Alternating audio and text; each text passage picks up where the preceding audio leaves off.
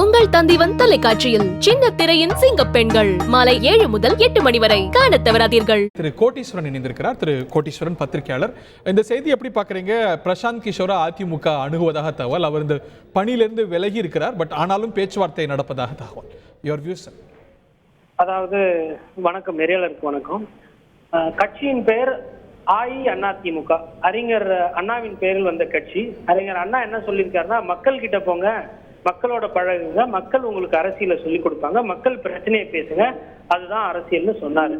அந்த ஆளுமை சொல்லி போன ஒரு விஷயத்துக்கு நேர்மாறான ஒரு விஷயமாக தான் நான் இதை பார்க்கிறேன். அதாவதுங்க, இவர் கீழில இருந்து வந்தவர்.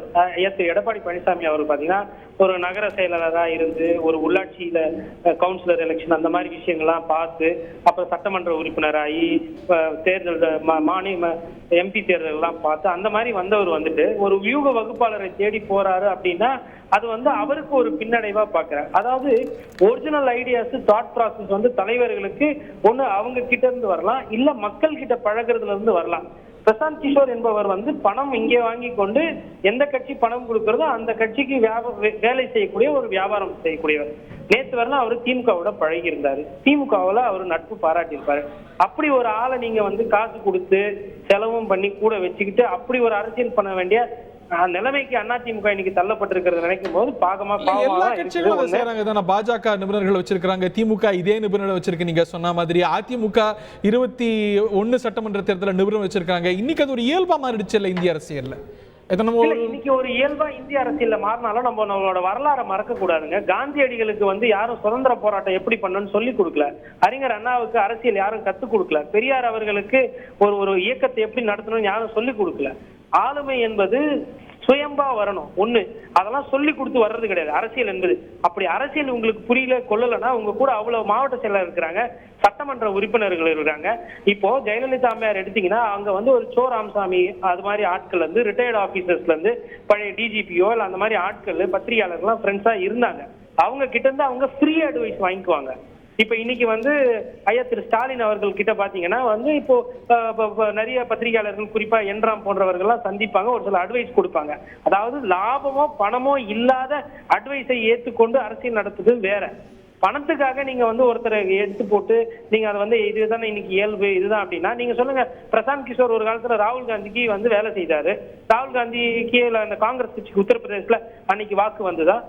அதாவது ஓடுற குதிரை பணத்தை கட்டி அவர்கள் கூட ஜெயிக்கிறதுக்கு உதவி பண்ணியிருக்கிறார். பிரசாந்த் கிஷோர் திமுக கூட போய் வேலை செஞ்சு அவங்களுக்கு எக்ஸ்ட்ரா கிடைச்சது 3% ஓட்டு. அந்த பணத்தை கண்டிப்பா கோடி கணக்குல தான் அவர் சார்ஜ் பண்ணுவார் பிரசாந்த் கிஷோர். அந்த கோடி கணக்கு பணத்தை தொண்டர்களை நம்பி நீங்க கொடுத்தீங்கன்னா தொண்டர்கள் அதிகமான வாக்குகளை உங்களுக்கு வாங்கி தருவாங்க. இது அதிமுகனாலும் சரி திமுகனாலும் சரி, தொண்டர்களையோ பொதுமக்களையோ நம்பாம பண்றவர்கள் எடுக்கக்கூடிய குறுக்கு வழிதான் இந்த போல வகுப்பு இந்த மாதிரி இந்த டேட்டாவெல்லாம் எடுத்து போடுறது. ஆர்டிபிஷியல் இன்டெலிஜென்ஸுக்கோ பேஸ்புக்கோ ட்விட்டருக்கோ இதுக்கோ மக்கள் கிட்ட ஓட்டு வாங்குறதுக்கோ சம்பந்தம் இல்லை. நீங்க அடிப்படையில இப்போ நான் ஒரு உதாரணம் சொல்றேன். கரண்ட் பில்லு போராட்டத்தை பட்ஜெட் அன்னைக்கு போராட்டமா பண்ணிச்சு அதிமுக. அப்ப எது செய்தி ஆகும்? பெரிய செய்தி எது வரும்? அதிமுக கரண்ட் பில் விலையை எதிர்த்து போராட்டினது செய்தியா வருமா, இல்ல அம்மையார் நிர்மலா சீதாராமன் அவர்கள் தமிழகத்துக்கு பட்ஜெட் போதிய ஒதுக்கலன்னு செய்தி ஆகுமா? இந்த மாதிரி சின்ன சின்ன விஷயம் கூட அங்க கரெக்ஷன் பண்ணல. இதுல பிரசாந்த் கிஷோர் அவர்கள் என்ன பண்ண போறாரு? அப்ப பிரசாந்த் கிஷோர் அவர்களோட பலம் எது பலவீனம் எதுன்னே தெரியாது உங்களுக்கு. இப்படிதான் கொஞ்ச நாளைக்கு முன்னாடி சுனில் அவர்களை நீங்க என்கேஜ் பண்ணீங்க, அவருக்கும் சில பல பணங்கள் செலவு பட்டதாக செய்திகள். என்ன கிடைச்சது உங்களுக்கு? நீங்க என்ன ஆட்சி திரும்பி பெற்று விட்டீர்களா? இல்ல, கட்சிக்காரர்களை நம்பி கட்சி நடத்தணும். கட்சிக்காரர்கள் தவறு செய்யும் போது சுனில் யோக வகுப்பு அப்படிங்கிறது ரொம்ப முன்னாடி நெரட்டிவ்ல பின்னடைவில் இருந்த அதிமுக ஒரு கௌரவமான தோல்விக்கு கரையேத்துச்சுன்னு சொல்லப்படுது. அப்படி ஒரு பார்வையும் இருக்கு.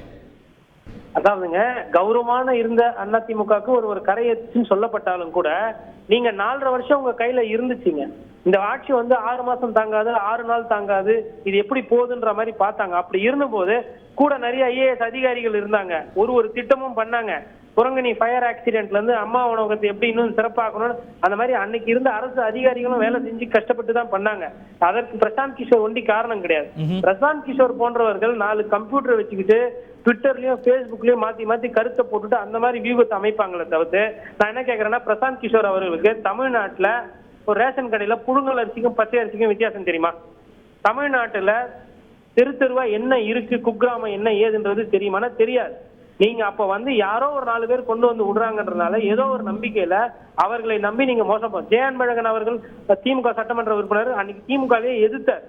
நீங்க வெளியாளெல்லாம் நம்பி கொடுக்காது. இது அரசியல் என்பது நம்பிக்கைக்கு பாத்திரமாக இருக்கிறவர்களை வைத்து பண்ண வேண்டிய ஒரு விஷயம். பிரசாந்த் கிஷோர் நாளைக்கு இங்க இருப்பார், நாளைக்கு அங்க போவார், கூட 10 ரூபாய் கொடுத்தா மாத்தி போவார்.